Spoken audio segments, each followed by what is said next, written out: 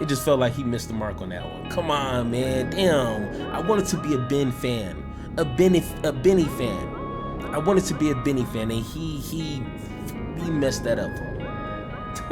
he messed that up for me. Honestly, I think Ben Shapiro has to be one of the most likable grifters out there. When it comes to Matt Walsh, Steven Crowder, Officer Tatum, Candace Owens, all those people I can't stand with a passion. I can't watch no more than a couple minutes of their videos because the disingenuous just pours out of their body. Every single syllable that leaves their lips just annoys the hell out of me. But when it comes to Ben Shapiro, I can listen to him and try to get something out of it. You know what I'm saying? Like, I don't have a problem with hearing and listening to other people who think differently than me. Honestly, that's what got me into it. I love having that conversation. And when I was watching this interview, Ben Shapiro was actually, it felt like he was coming from an honest place, which I disagree with, but it felt like he was coming from an honest place and not just trying to play up to some, I'm a Republican, so I'm just going to say the craziest thing because that's what's going to get clicks. You know what I'm saying? So let's go ahead and watch this video. This is from Lex Friedman. I hope I'm pronouncing that right. I just found this video and I subscribed to this guy. And if you guys want to watch the full video, definitely go ahead and watch the full video. I'm going to be pausing throughout this video to give my commentary. For some reason, there's people in my comment section saying, hey, can you just play the full video and not say anything? And I tell them, well, get off my channel and go watch the video on their channel. Like, this is a reaction video. I don't know. People are weird. Like, damn, man, leave me alone. Leave me. Sydney's influence. All right. Let's start with a difficult topic. What do you think about the comments made by Ye, formerly known as Kanye West, about Jewish people? They're awful and anti-Semitic, and they seem to get worse over time. They started off with the bizarre DEFCON 3 tweet, and then they went into even more stereotypical garbage about Jews and Jews being sexual manipulators. I think that was the Pete Davidson, Kim Kardashian stuff, and then Jews running all of the media, Jews being in charge of the financial sector, Jewish people. I mean, I called it on my show, there's Sherman Nazism, and it is. I mean, it's like right from Protocols of the Elders of Zion type stuff. Do you think those words come from pain? Where do they come from? And, it's always hard to try and read somebody's mind. I mean, what he looks like to me, just having experience in my own family with people who are bipolar, is he seems like a bipolar personality. He seems like somebody who is in the middle of a manic episode. And when you're manic, you tend to say a lot of things that you shouldn't say, and you tend to believe that they're the most brilliant things ever said. The Washington Post did an entire piece speculating about how bipolarism played into the kind of stuff that Ye was saying. And it's hard for me to think that it's not playing into it, especially because even if he is an anti-Semite, and I have no reason to suspect he's not, given all of his comments, if he had an ounce of common sense, he would stop at a certain point. And bipolarism tends to drive you well past the point where common sense applies. So, I mean, I would imagine it's coming from that. I mean, from his comments, I would also imagine that he's doing the logical mistake that a lot of anti-Semites or racists or bigots do, which is, somebody hurt me. That person is a Jew. Therefore, all Jews are bad. And that jump from a person did something to me I don't like, who's a member of a particular race or class, and therefore everybody of that race or class is bad. I mean, that's textbook bigotry, and that's pretty obviously what Ye's engaging in here. So I like how he critiqued that, and I think he's being honest. Like I say, he's not, because he could have easily spun that to where he wasn't putting himself into what I'm about to say. He's not putting himself into a weird situation, because he just said, you shouldn't take one person who's done something wrong or done something wrong to you and then categorize that person's group that they belong to as that one experience that you had. So if you get robbed from, a black guy, it'd be kind of, a little bigotry coming from you to say all black people are thugs. All black people are gonna steal from you. Yeah, that's going way too far. So my question to Ben will be like, well, a few trans people might have done X, Y, and Z. Maybe a trans person has done this, which is clearly wrong, disgusting, gross, really frowned upon in America. So why attack all trans people? Why attack all the LGBTQ people? If you want to single out a person who's if a trans man walked into a woman's bathroom and assaulted a woman, point out that person, but not the whole group of people and say, oh, this is a pandemic across America, we need to do. No, just point out that one person. That's what I would ask him. Like, why do you and your friends do that? It's just little weird things like that. And like I said, I don't think Ben in this conversation is being, purposely dishonest, but I wish he could just be dishonest all the time with situations. Jumping from the individual to the group. That's the way he's been expressing it, right? He keeps talking about his Jewish agents, and I watched your interview with him, and you kept saying, so just name the agents, right? Just name the people who are screwing you. And he wouldn't do it. Instead, he just kept going back to the general, the group, the Jews in general. I mean, that's textbook bigotry. And if it were put in any other context, he would probably recognize it as such. To the degree his words fuel hate in the world, what's the way to reverse that process? What's the way to alleviate the hate? I mean, when it comes to alleviating the kind of stuff that he's saying, obviously debunking it, making clear that what he's saying is garbage. Mm-hmm. But the reality is that I think that for most people who are in any way engaged with these issues, I don't think they're being convinced to be anti-Semitic by Ye. I mean, I think that there's a group of people who may be swayed that anti-Semitism is acceptable because Ye is saying what he's saying, and he's saying so very loudly, and he's saying it over and over. But I think that, for example, there are these signs that were popping up in Los Angeles saying Ye is right. Well, that group's been out there posting anti-Semitic signs on the freeways for years. And there are groups like that posting anti-Semitic signs where I live in Florida. They've been doing that for years, well before Ye was saying this sort of stuff. It's just like latest opportunity to kind of jump on that particular bandwagon. But listen, I think that people do have a moral duty to call that stuff out. So there is a degree to which it normalizes that kind of idea that Jews control the media, Jews control X institution. Is there a way to talk about a high representation of a group like Jewish people in a certain institution like the media or Hollywood and so on without it being a hateful conversation? Sure, of course. Ooh. And I love the way that this dude is phrasing his questions. And I hope Ben is understanding that you can connect his rhetoric to exactly his answers. Can you talk about LGBTQ people without demonizing them? That's what I've been saying on my show since I started it. Can you talk about a group of people without making them look evil, without dehumanizing them? Is that hard? Well, let's hear Ben give his answer. Percentage of higher than statistically represented in the population, percentage of Hollywood agents are probably Jewish. A higher percentage of lawyers generally are probably Jewish. A high percentage of accountants are probably Jewish.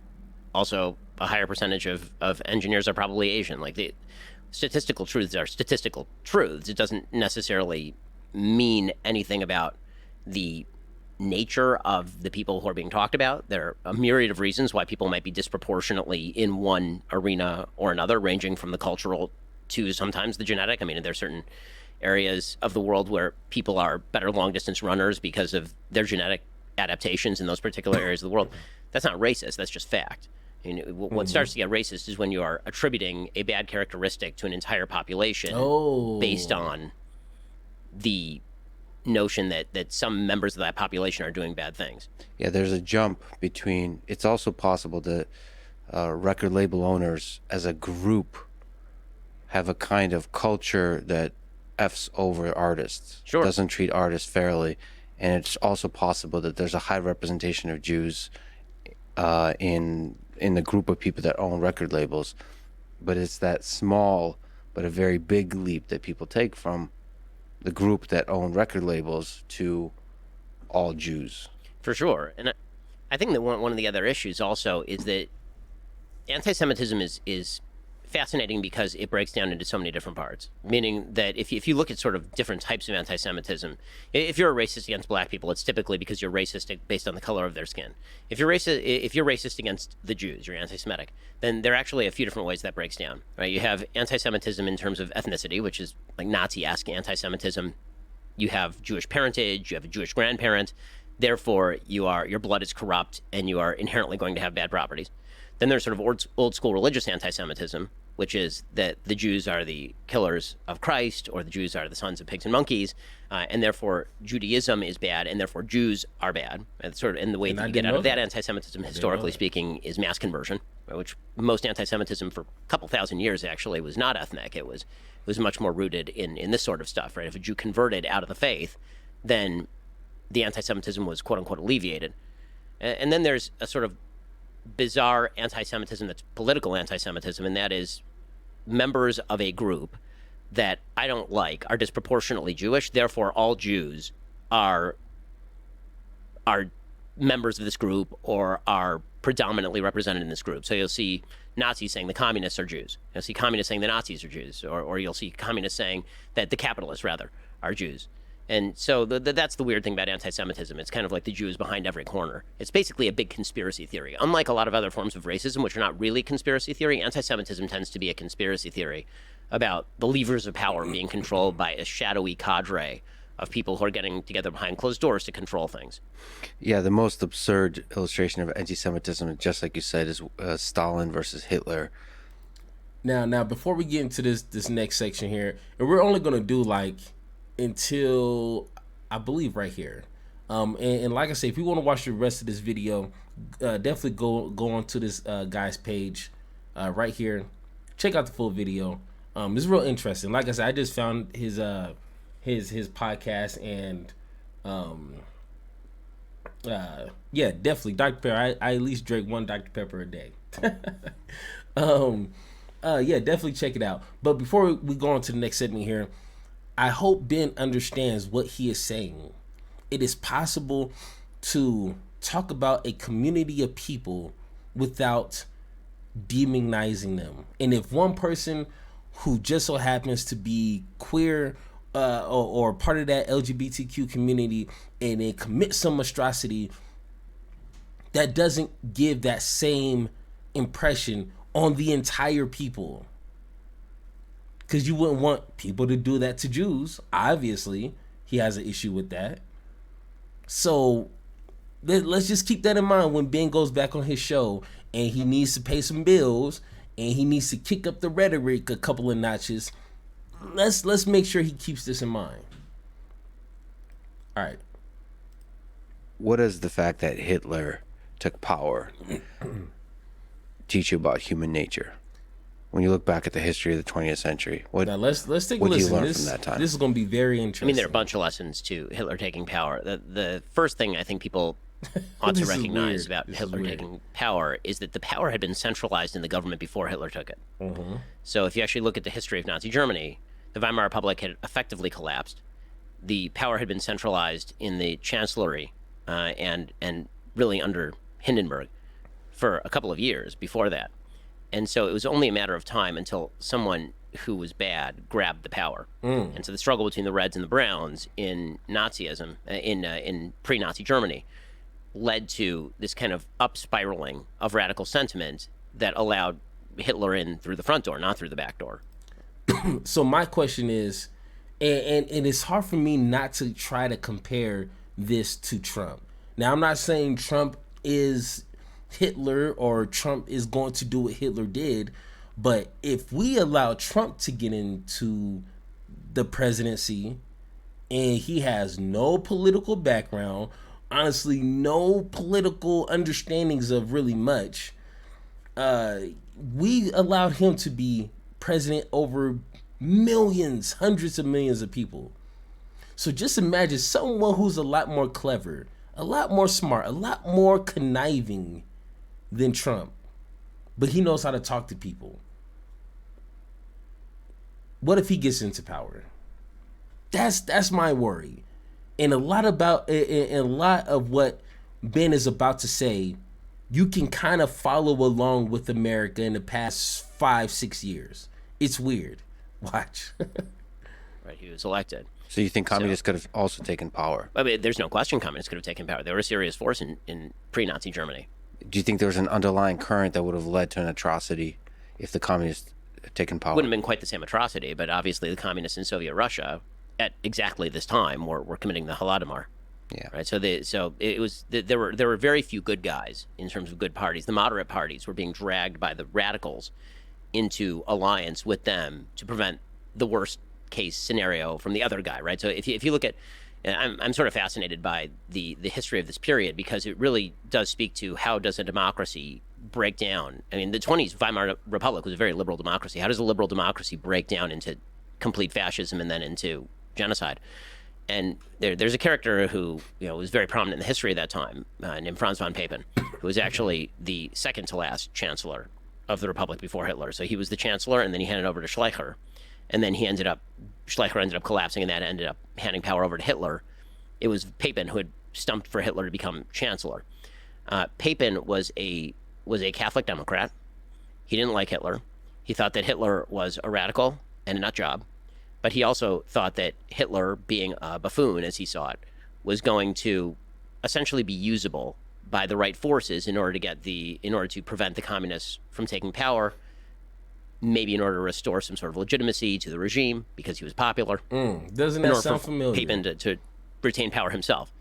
And then immediately after Hitler taking power, Hitler basically kills all of Papen's friends. Papen, out of quote-unquote loyalty, stays on. He ends up helping the Anschluss in Austria. Now, all this stuff is really interesting, mainly because what it speaks to is the great lie we tell ourselves is that people who are evil are not like us. They're a class apart. People who do evil things, people who support evil people, they're not like us. And that's an easy call. Everybody in history who has sinned is a person who's very different from me. Robert George, the philosopher over at Princeton, he's fond of doing a sort of thought experiment in his classes where he asks people to raise their hand if they had lived in Alabama in 1861. How many of you would be abolitionists? And everybody raises their hand. And he says, of course, that's not true. Of course, that's not true. Of course not. The best protection against evil is recognizing that it lies in every human heart and the possibility that it takes you over. And so you have to be very cautious in how you approach these issues. And the back and forth of politics, the sort of bipolarity of politics, the polarization in politics might be a better way to put it, makes it very easy to kind of fall into the rock'em sock'em robots that eventually could theoretically allow you to support somebody who's truly frightening and hideous in order to stop somebody who you think is more frightening and hideous. And you see this kind of language, by the way, now predominating almost all over the Western world, right? Yes. My political enemy is an enemy of democracy. My political enemy is going to end the republic. My political enemy is going to be the person who destroys the country we live in. And so that person has to be stopped by any means necessary. And that's dangerous stuff. So is it okay. Let me not overreact. Okay, maybe it's just me. Maybe it's just my crazy brain just thinking just irrationally.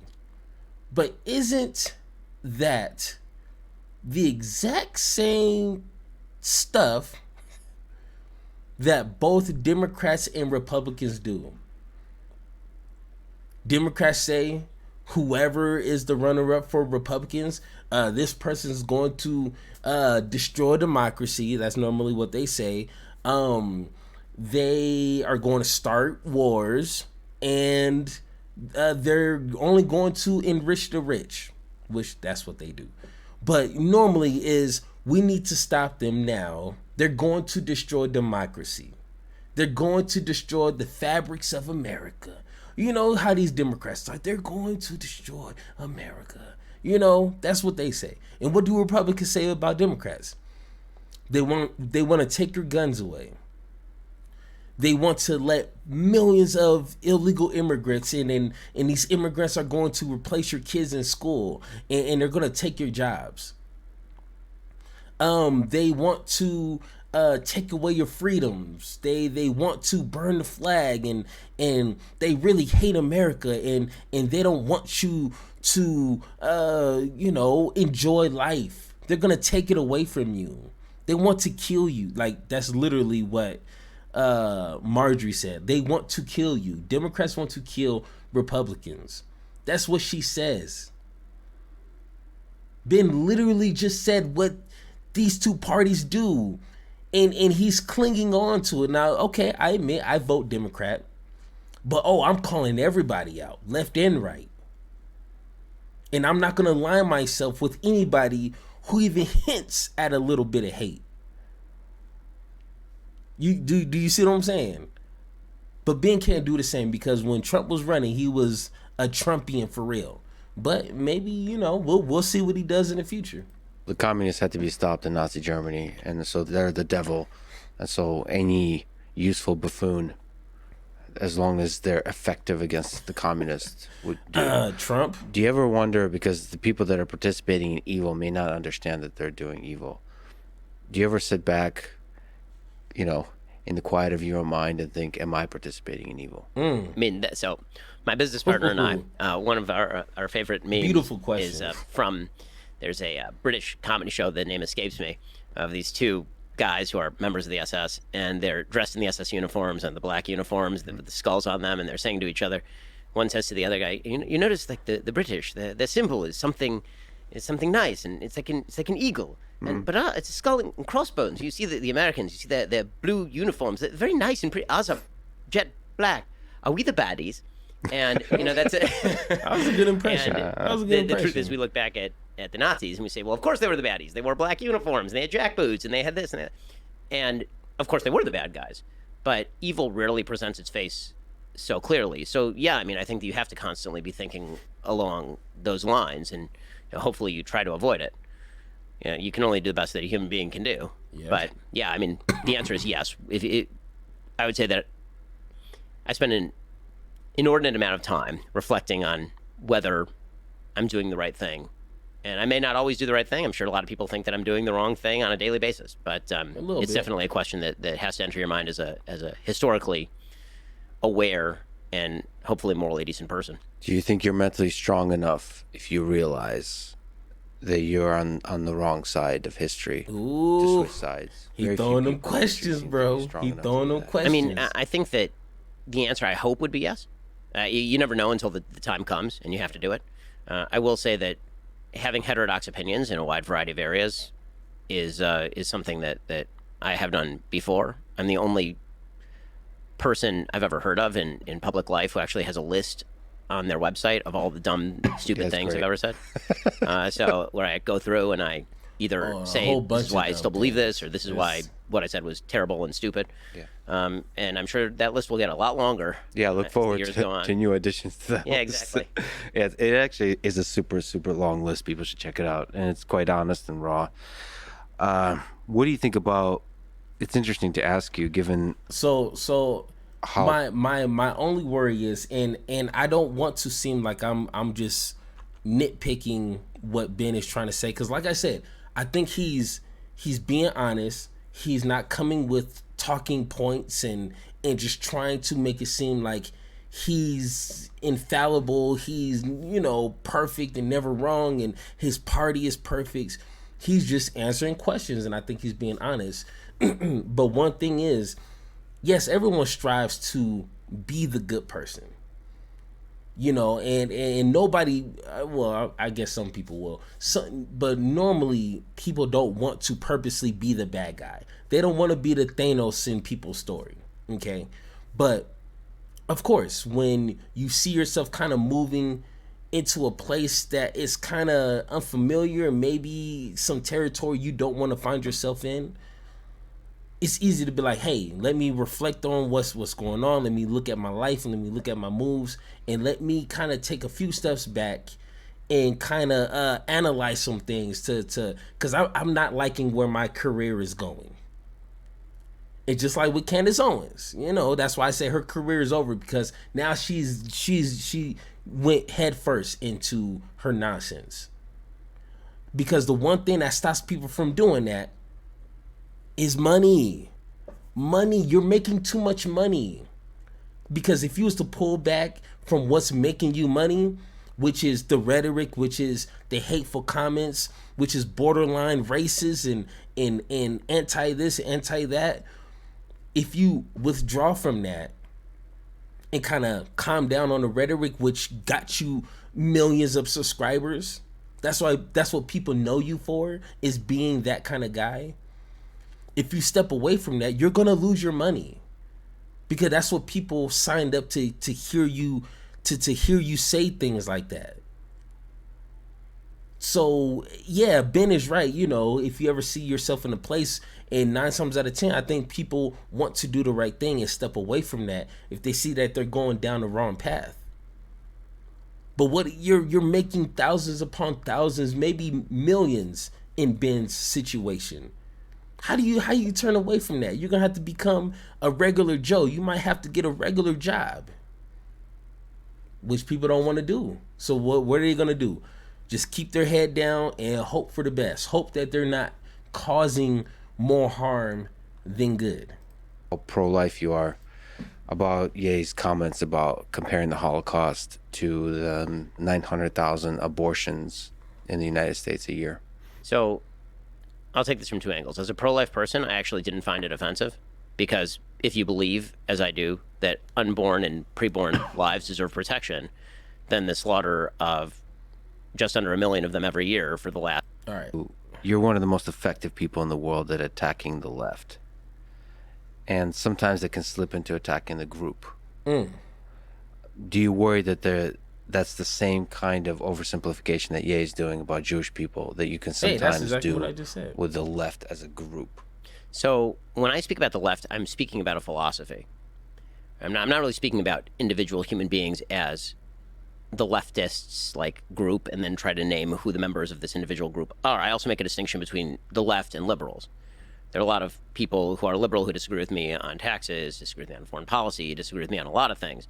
The people who I'm talking about generally, when I talk about the left in the United States, are people who believe that alternative points of view ought to be silenced because they are damaging and harmful simply based on the disagreement. So that's one distinction. The second distinction, again, is when I talk about the right versus the left, typically I'm talking about a battle of competing philosophies. And so I'm not speaking about typically... It would be hard to... If you put a person in front of me and said, is this person of the left or of the right? Having just met them, I wouldn't be able to label them in the same way that if you met somebody in the name of Greenstein, you'd immediately got Jew. I'm pretty sure if they, looked like they were queer, or if they look, if they were trans with purple hair and a beard and makeup on, I'm pretty sure he would say that, he has to be a leftist. He has to be. Come on. You guys do stereotype, in which everyone else kind of does, but let's be honest. I mean, a black person, and the adherence to a philosophy makes you a member of a group. If I think the philosophy is bad, that doesn't necessarily mean that you as a person are bad, but it does mean that I think your philosophy is bad. Yeah. So the grouping is based on the philosophy versus something like a race, like the color of your skin, or race, as in the case of the Jewish people. So it's a different thing. You can be a little bit more nonchalant and careless in attacking a group because it's ultimately attacking a set of ideas. Well, right? I mean, it's really nonchalant in attacking the set of ideas, and I don't know that nonchalant would be the way I'd put it. I tried to be exact when you don't always hit, but if I say that I oppose the communists, right, and then presumably I'm speaking of people who believe in the communist philosophy. Now, the question is whether I'm mislabeling, right? Whether I'm taking somebody who's not actually a communist and then shoving them in that group of communists, right? That would be inaccurate. The dangerous thing is it expands the group, as opposed to you talking about the philosophy. You're throwing everybody who's ever said, I'm curious about communism, I'm curious about socialism, because there's like a gradient. It's like to throw something at you. I think Joe Biden said MAGA Republicans, right? Right. I think that's a very careless statement, because the thing you jump to immediately is like all Everyone who Republicans voted for Trump. oh, for right. Trump. Right. Versus, I think, in the charitable interpretation, that means a set of ideas. Yeah, Right? my actually problem with the MAGA Republicans line from Biden is that he went on in the speech that he made in front of Independence Hall to actually try and define what it meant to be a MAGA Republican who was a threat to the Republic, was the kind of language that he was using. And later on in the speech, he actually suggested, well, there are moderate Republicans, and the moderate Republicans are people who agree with me on like the Inflation Reduction Act. It's like, well, that can't be the dividing line between a MAGA Republican and a moderate Republican, somebody who agrees with you. You got to name me like a Republican who disagrees with you fairly strenuously. So I like I said, I watched this video just one time, and I heard that, and I did watch the speech from Biden, and I actually had to earlier today go back, look at the transcript, and read what he was talking about, because if I can remember, he didn't really just kind of bluntly say, MAGA voters are, he actually was more detailed in it, and it was actually more understandable, instead of just, oh, if you don't agree with me, you're labeled a MAGA. Like, no, he wasn't just one dimensional like that. So I advise you, go read the transcript, go look at the speech again, and it's a little bit more detailed than what Ben, but maybe Ben forgot. I don't know. Maybe he's just, just kind of freestyling right now, and he just kind of forgot some of what Biden has said. So I'm gonna give him a pass on that one. But is not in this group of threats to the Republic. You make that distinction, and we can have a fair discussion about whether the idea of election denial, for example, makes somebody that was a threat one to institutions. That's a conversation that we can have, and then we'll have to discuss how much And that's power what he they said. have, what the actual perspective is, delve into it. But I think that he was being overbroad and sort of labeling all of his political enemies under one rubric. Now, again, in politics, this stuff sort of happens all the time. I'm not going to plead clean hands here, because I'm sure that I've been inexact. But yeah, for sure. Somebody, what would be good in that particular situation is for somebody to sort of read me back the quote, and I'll let you know where I've been inaccurate. I'll try to do that. And also, you don't shy away from humor and occasional trolling and mockery and all that kind of stuff for the fun, for the chaos, all that kind of stuff. I mean, I try not to do trollery for trollery's sake, but if the show's not entertaining and not fun, people aren't going to listen. Right. And so, if you can't have fun with politics, the truth about politics is we all take it very seriously because it has some serious ramifications. Politics is Veep. It is not House of Cards. The general rule of politics is that everyone is a moron unless proven otherwise, that virtually everything is done out of stupidity rather than malice, and that if you actually watch politics as a comedy, you'll have a lot more fun. And so the difficulty for me is I take politics seriously, but also I have the ability to sort of flip the switch and suddenly it all becomes incredibly funny, because it really is. Like, if you just watch it from a pure entertainment perspective and you put aside the fact that it affects hundreds of millions of people, then watching... I don't understand how you can just take that fact away, but like, oh yeah, what we're talking about is affecting millions of people, but I'm just gonna turn on the funny switch and just make it all a big joke. Like, maybe I'm not that level yet of having millions of subscribers and just like wanting to just have fun, but for the most part, this is pretty daggone important. Like, I don't get that, but I mean, I guess. Difficult question. In 2017, there was a mosque shooting in Quebec City. 6 people died, 5 others seriously injured. The 27-year-old gunman consumed a lot of content online and checked Twitter accounts a lot of a lot of people. But one of the people he checked quite a lot of is you, 93 times in the month leading up to the shooting. If you could talk to that young man, what would you tell him? And maybe other young men listening to this that have hate in their heart in that same way, what would you tell him? You're getting it wrong. If anything that I or anyone else in mainstream politics says drives you to violence, you're getting it wrong. You're getting it wrong.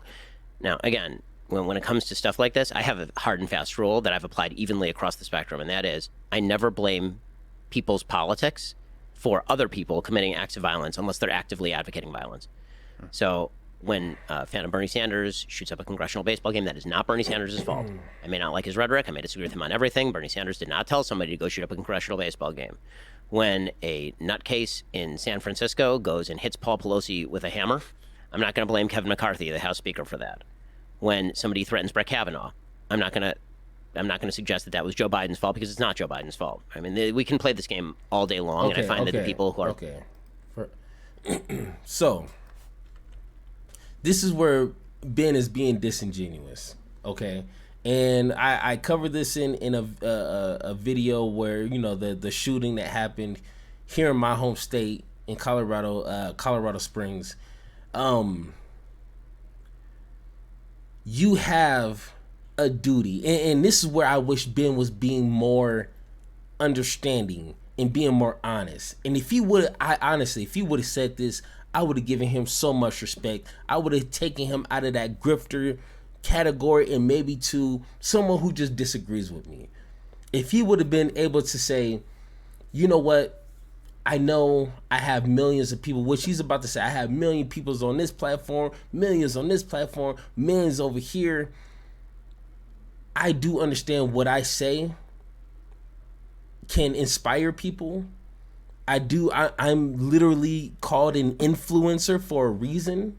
I get paid millions of dollars to actually influence people. That's literally my job title, is to influence people.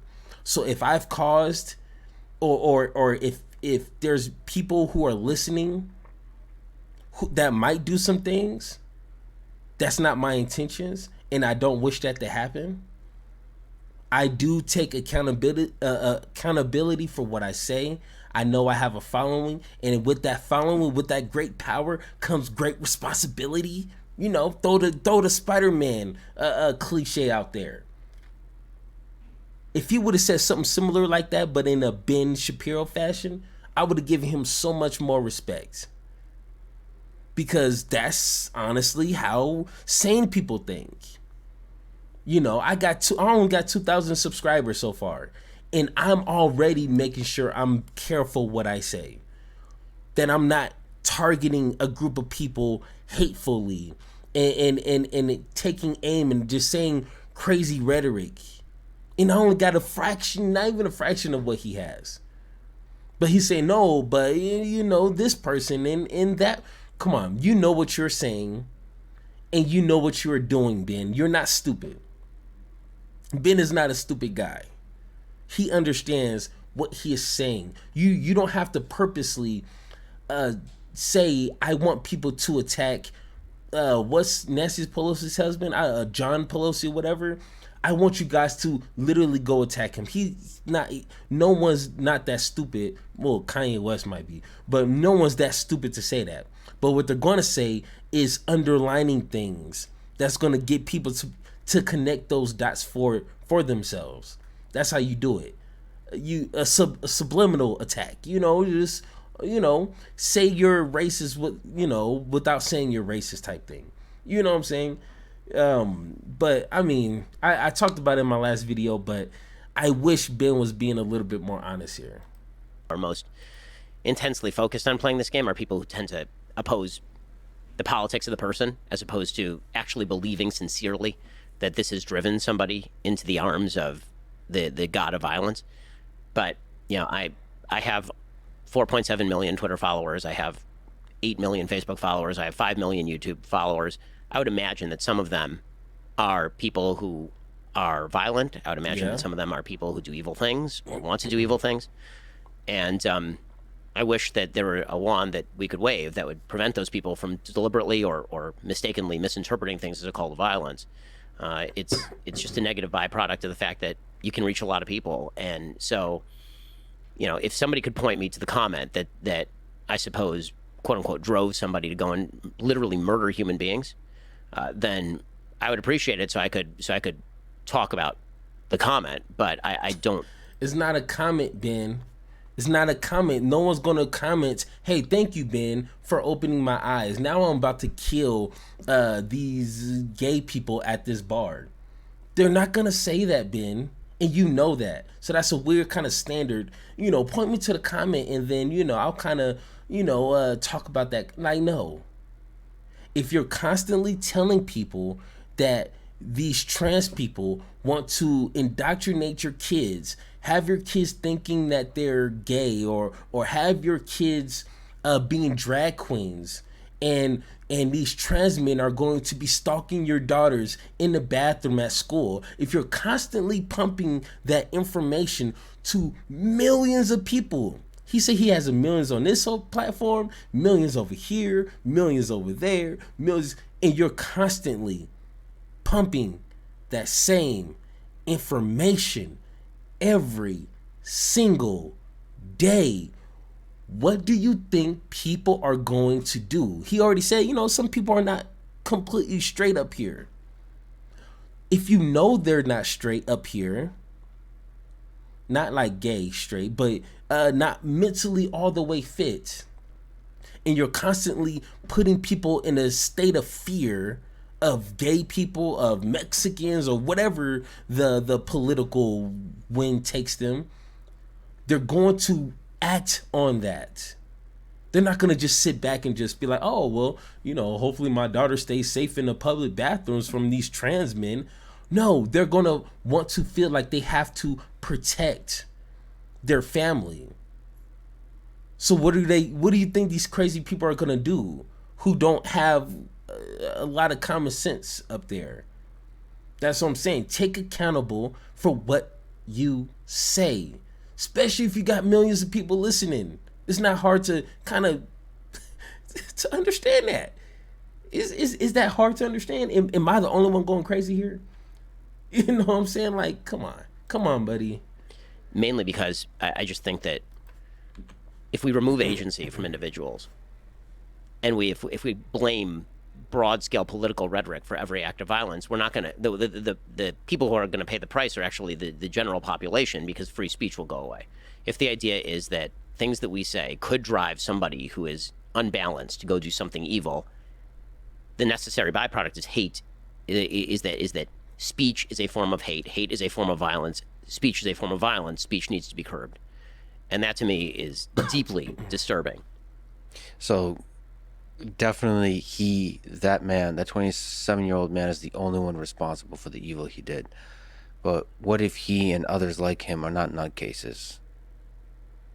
What if they're people with pain, with anger in their heart? What would you say to them? You are exceptionally influential, and other people like you that speak passionately about ideas. What do you think is your opportunity to alleviate the hate in their heart? If we're speaking about people who aren't mentally ill and people who are just misguided, I'd say to him the thing that I said to every other young man in the country: you need to find meaning and purpose in forming connections that actually matter, in a belief system that actually promotes general prosperity and promotes helping other people. And this is why, the message that I most commonly say to young men is it's time for you to grow up, mature, get a job, get married, have a family, take care of the people around you, become a useful part of your community. I've never, at any point in my entire career, suggested violence as a resort to political issues.